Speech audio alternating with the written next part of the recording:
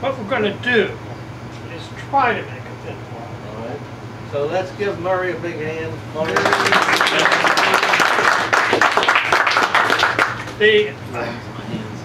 you getting the read out of this? Yeah. Yeah.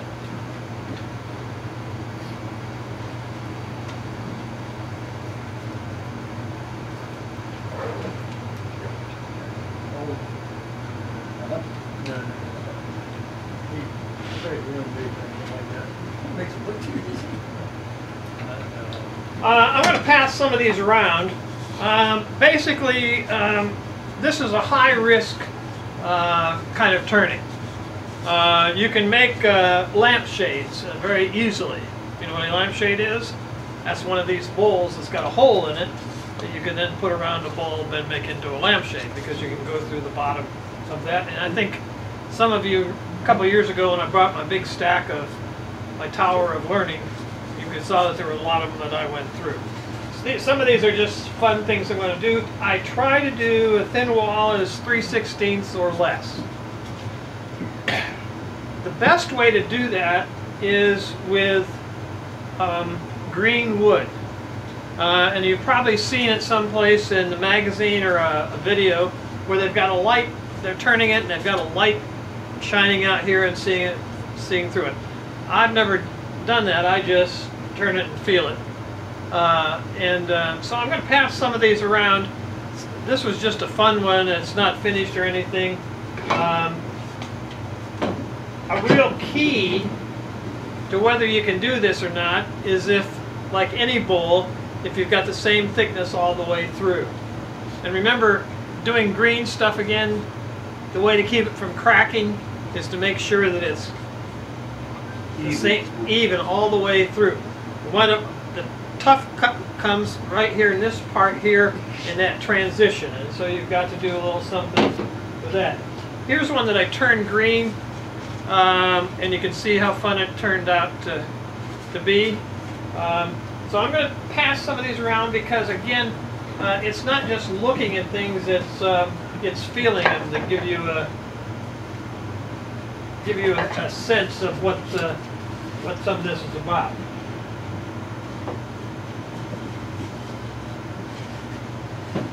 Now, there's one that's not a bad one, and it's thick at the bottom because of the particular design. I was still trying to get a bowl out of it. Now, this is either going to be very short because I'm going to blow it up, or medium long. Now what I'm going to use is a bowl gouge here, and I've already set up my blank here just to save time, so I didn't have to do the bottom part of it first. I'm going to pass around a bowl gouge. I want this back. I want you to look at the bottom of it. One of the problems about getting into that transition section is that when you do your edge, what you wind up with is a corner here, and so you can't make that turn down in the thing. So you'll see that I've knocked off. I've got a double bevel on this, and I may need that before we're done tonight. And see, here's one that I brought along that's not double.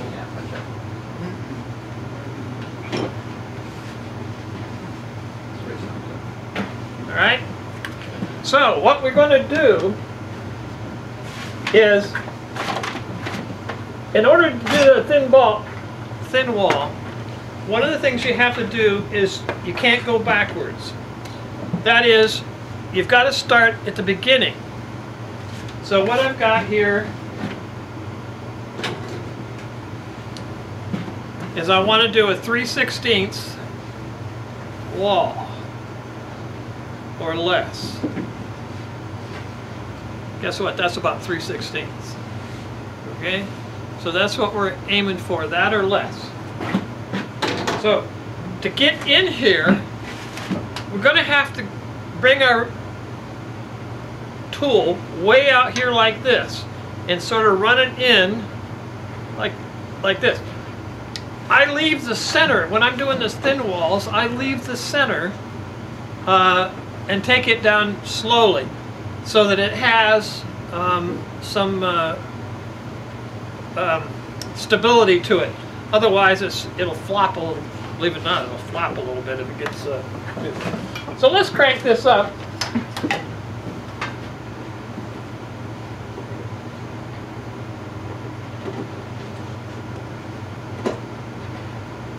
Now, people are always asking, how fast do you do things? Well, I'm a turner that does it as fast as it'll go. So, you know, if it's not wobbling, I'm still turning it up to see how fast it'll go. You can get a smoother cut that way usually. So at this point,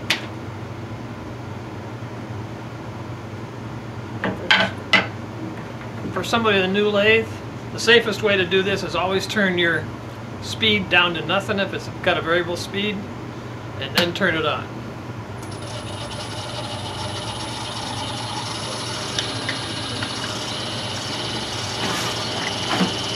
This is either going to be a very short demonstration or we're going to do something good here. There we go. Let's see what's happening. Okay.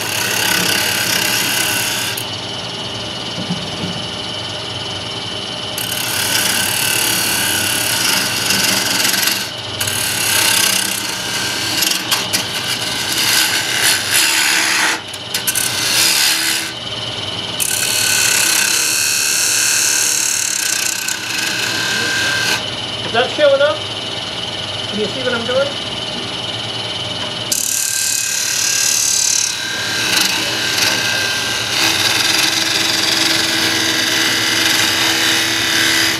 So I'm coming in flat.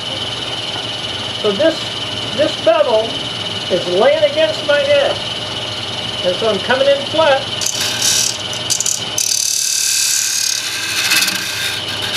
And then I'm turning it up just like a hammer would do.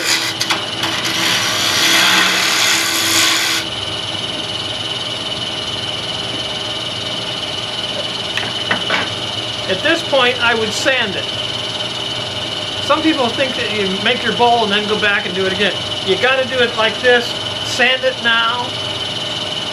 Leave it be. If you want to put a little thing on it, but you can't really come back to it. So it's best to do your sanding, like that big bowl, like the bowl he's got back there. Raise that one up. Yeah, that one. See, that one I just went right down through and sanded it as I went along.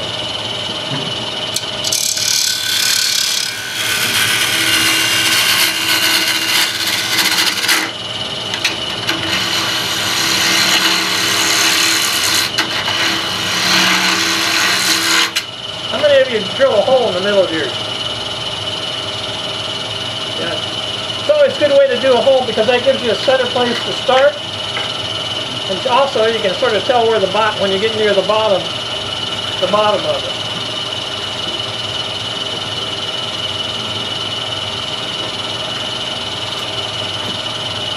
So we're doing pretty good here, except we've got to start thinking about our curve.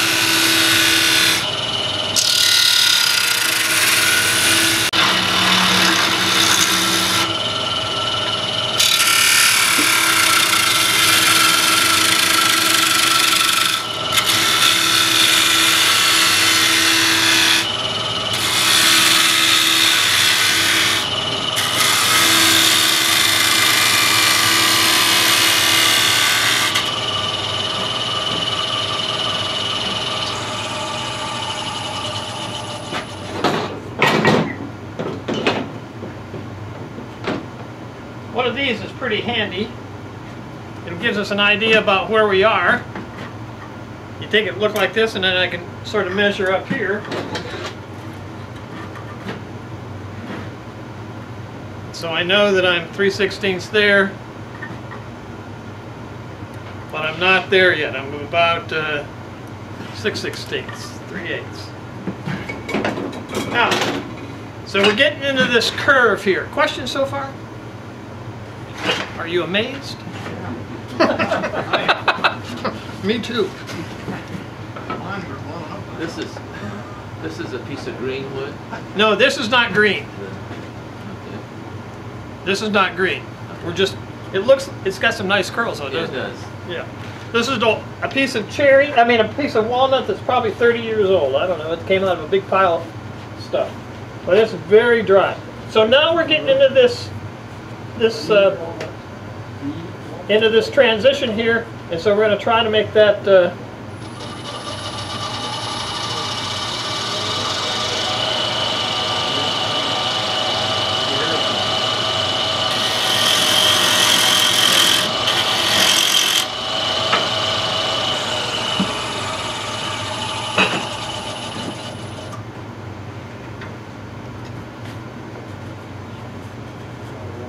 got a little ridge right there that I don't like.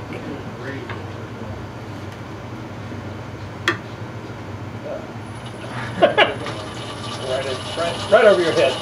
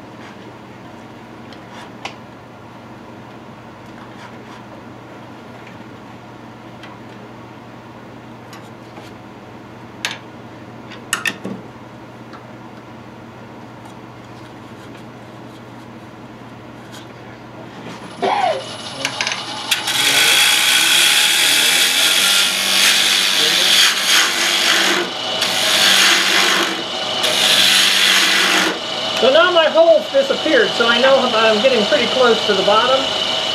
So that's a good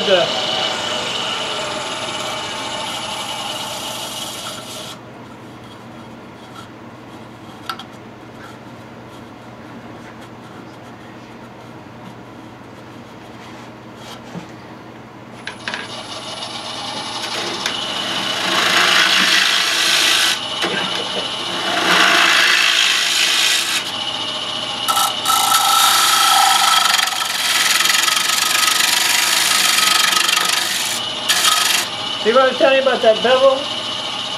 So I'm getting in there farther with that bevel. Now you don't have to use a tool like this. You can use a scraper, and I love scrapers, and I use them a lot. And this is usually a good place for a scraper.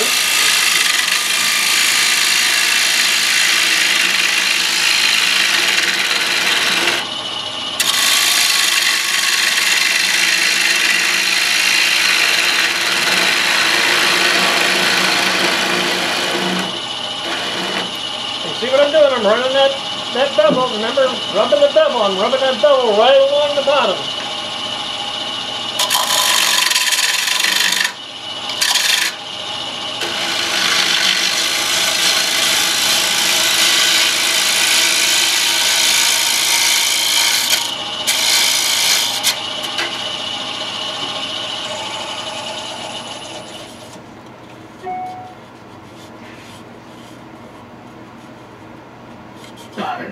always find interesting stuff. Bottom.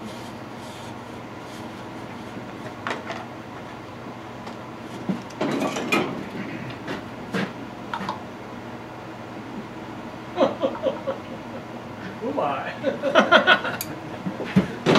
We're doing good.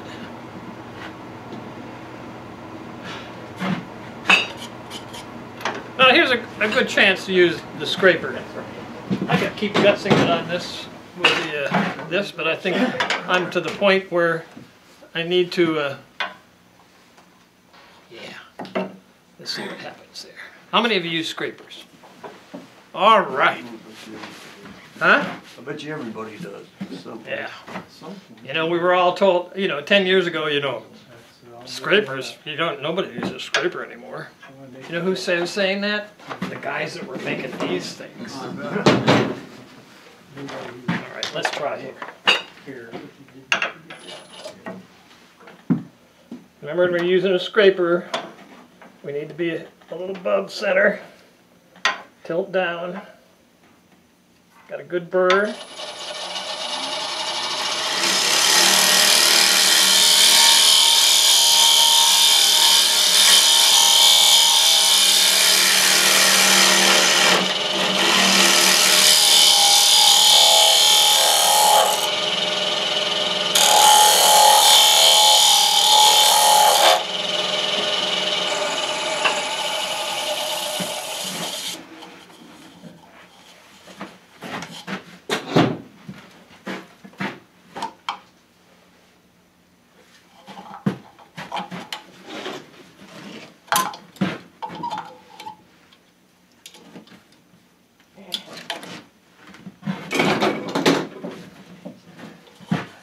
Are you amazed still? I gotta say, there's a guy back here named Ron Kerr. And I've been turning for like 10 or 12 years. And everybody says to me in Shippensburg, "Oh, do you know Ron Kerr?" He's the famous turner in Shippensburg. He was the high school shop. Huh? Industrial art teacher for a long time. Yeah. Well, I'm finally glad to meet you. I actually stopped at your place one time, but you were not there. We're never there. Huh? We're never there. Yeah, well. And I've heard about you too. Good or bad? I'm not saying. Every place a copy, Yeah, you're in on it. There we go.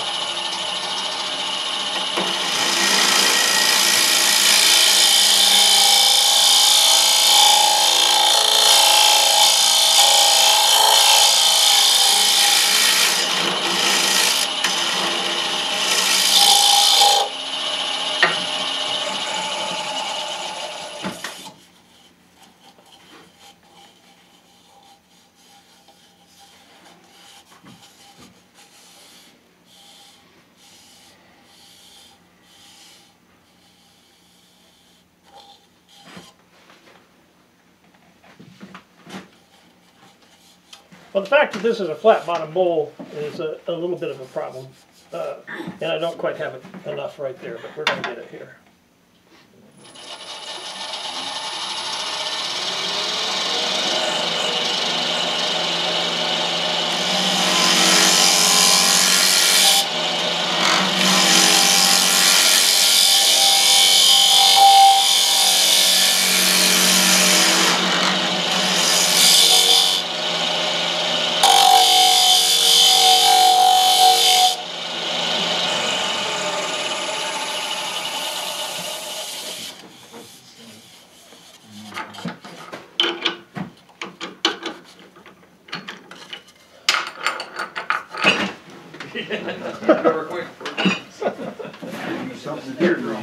Huh?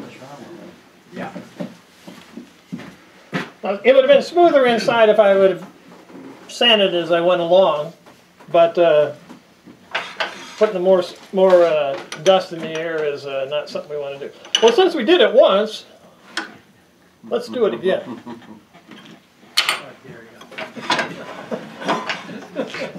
Discretion's a greater part of valor. Do you know? You won't. any of you are new to woodworking, you know I once took a chair making course and made some good chairs. But one of the things we learned in that thing is that better is the enemy of good. And one more cut. Bingo. Okay.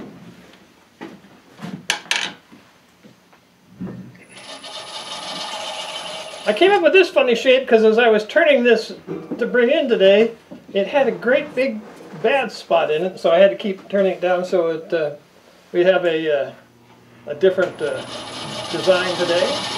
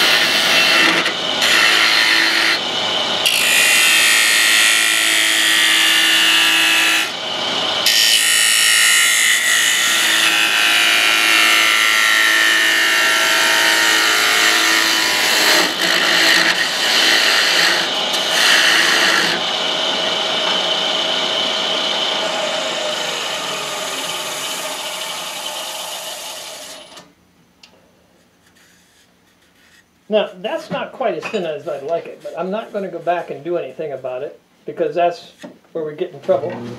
But maybe I will. Yeah, one more cup.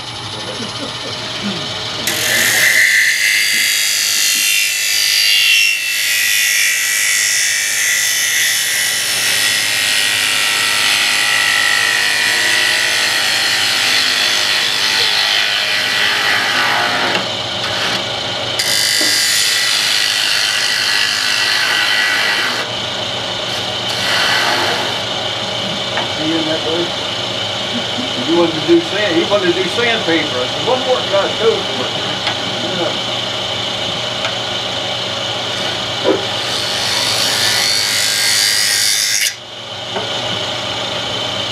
Much more fun.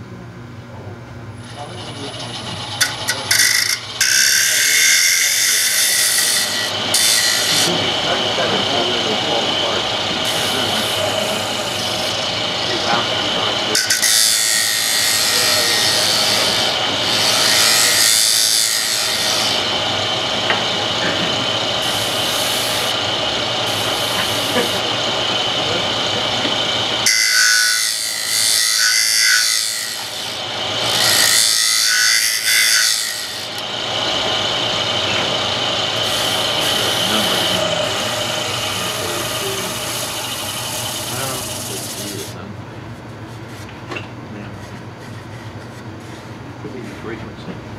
It's got an F in front of it, right? Yeah. That's probably the frequency.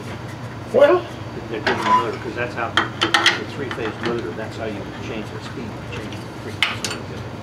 so I would take and turn this now and put it here like that. Probably put a piece of foam over it. I just didn't bring it. Put it back on.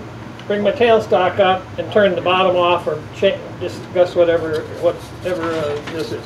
But wasn't that fun? I did that because I wanted to get you a round bottom bolt. Now that all didn't take much time, so you have any place to go? We'll stick around for a minute. How many of you have ever done acrylic? Acrylic? Yeah, I've done it. I don't like to. No. I like it. Now, I make a lot of pens with the acrylic and handles. I think I made a beautiful handle for my son and daughter-in-law for Christmas for a big spatula, a pancake turner. But this piece I had boogered up a little bit, and it's too short for whatever I'm going to do. So I drilled a hole in it, and I thought I would. Usually I do these on a mandrel, but not always. So what we're going to do is I just wanted to show you this because I didn't think it was going to take. You're going to get your full money's worth on the other side of the thing. We don't want to mess with the money back now. Huh?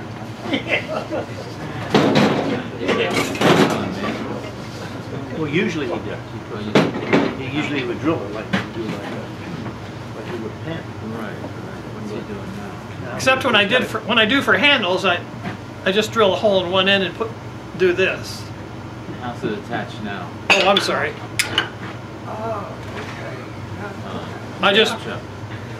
I got my, huh? The jam chuck. Yeah, it's a jam chuck. See, I think I don't know what I did with this. There's something, but anyways, that size hole was what was the hole that was needed for the one of the gifts that I made this year. So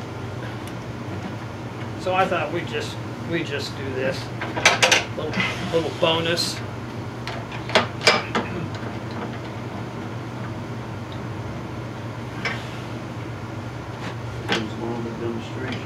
Huh? There goes one of the demonstrations. No, is that it? I never. Acrylic. We talked about one. We were just joking around, Right, okay? yeah. We're going to do acrylic sometime, but it's okay. Well, But it's good that you're doing it. Yeah, I'm just glad to see it going because the boys in the back will maybe should see some. I think they did see some.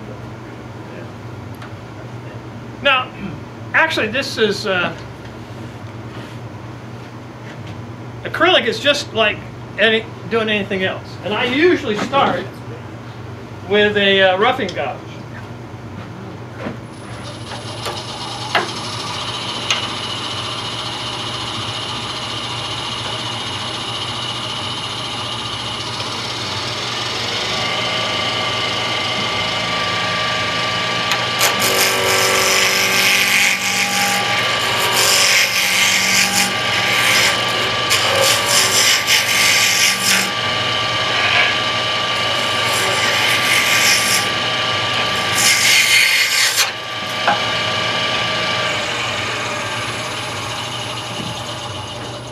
still like speed?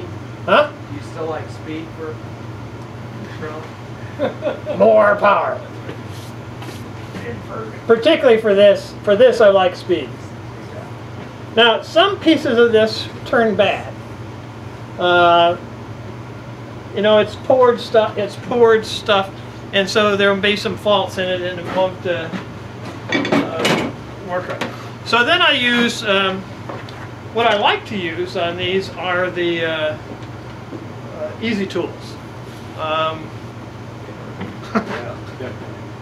But since I didn't know how many of you had easy tools, I thought I would come and show you the other way that I do it. So I use a regular spindle gouge. So we've got it round.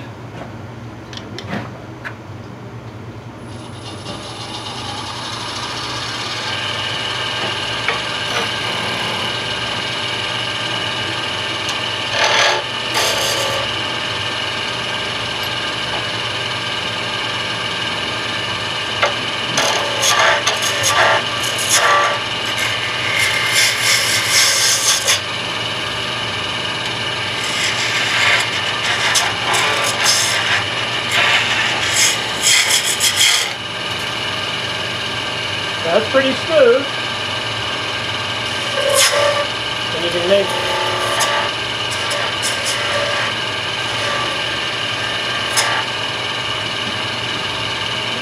everything a little. Hey, who's got my gouge? I told you I was gonna make. All right. I got my eye on you.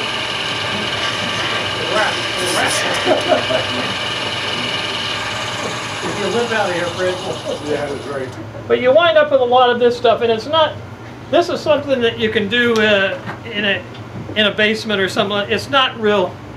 You wind up with a lot of this fine little stuff, but it's not quite the mess that wood is.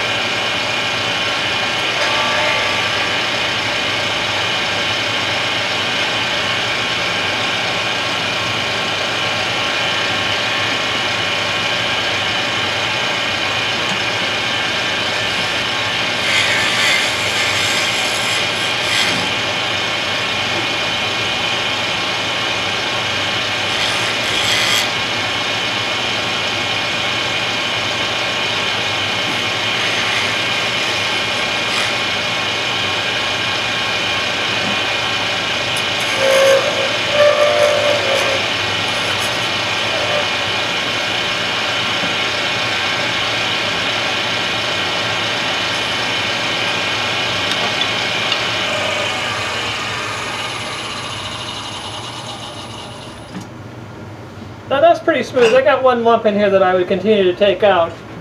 But from this point on, what I use is wet sanding. So I have a squirt bottle, and I go to the auto supply store and buy, the wet dry paper that they use for that.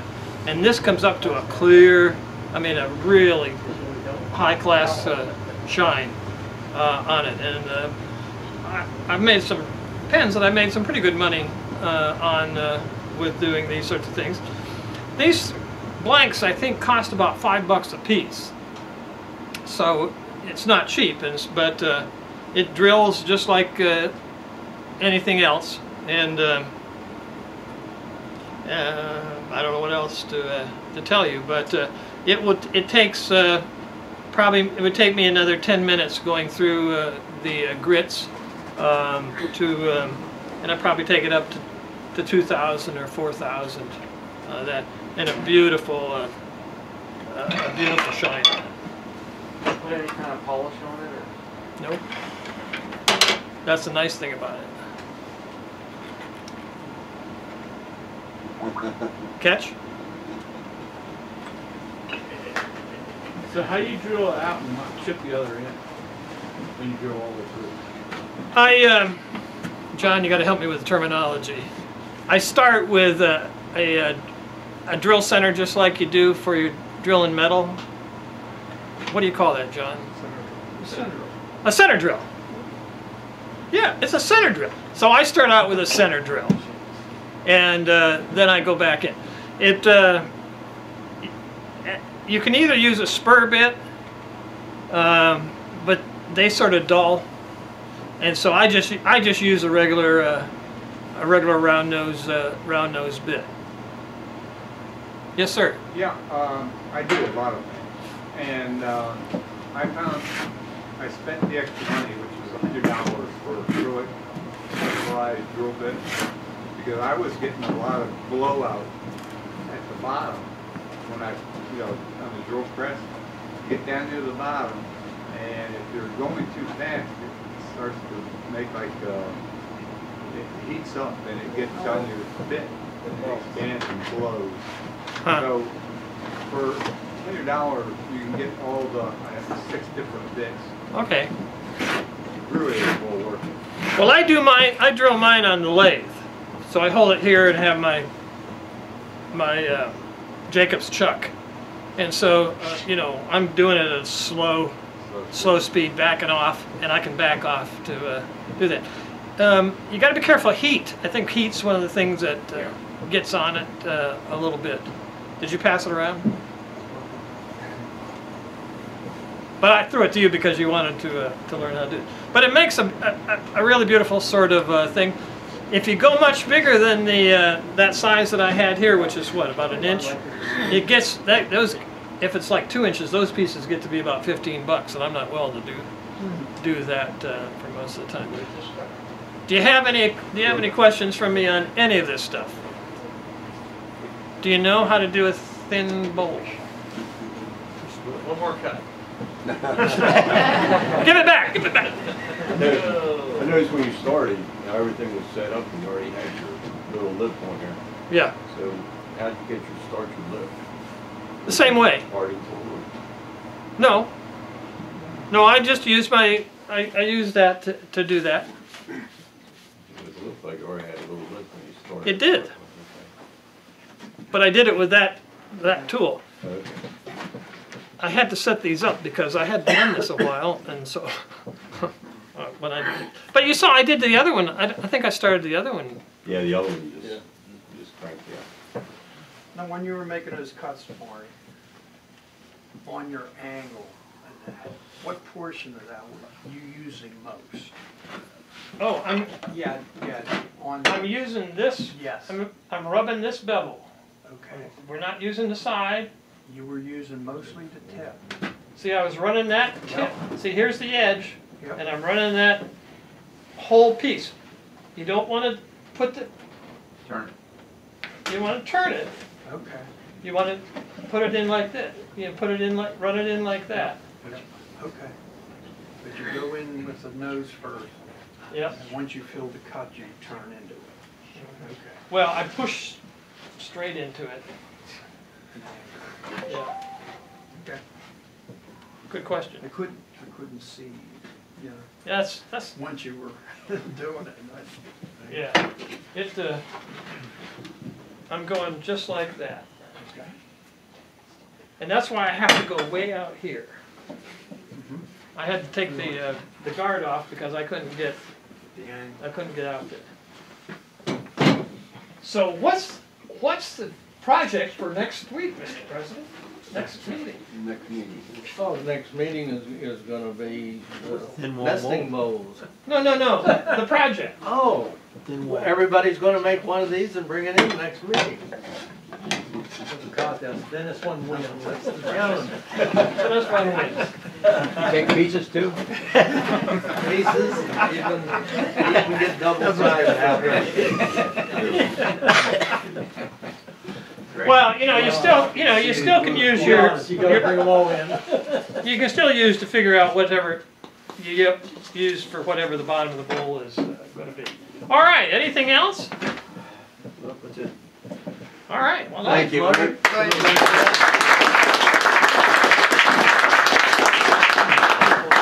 appreciate you coming and spending all that money to watch me have fun, huh?